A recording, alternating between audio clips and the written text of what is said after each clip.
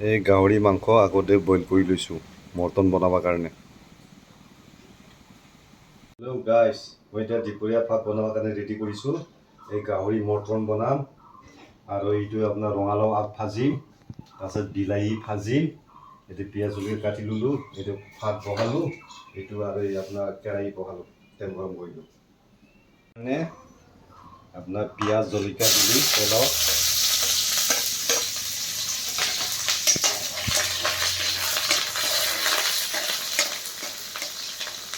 আৰু এই মাংস মৰ্টন বনাবৰ কাৰণে মাংস দিলোঁ।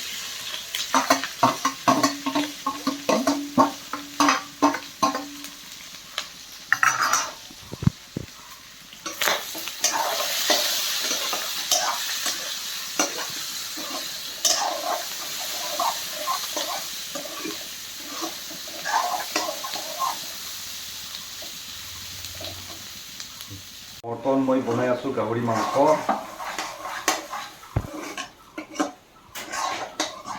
পুৰা ফ্ৰাই কৰি মৰ্টন বনাই আছোঁ।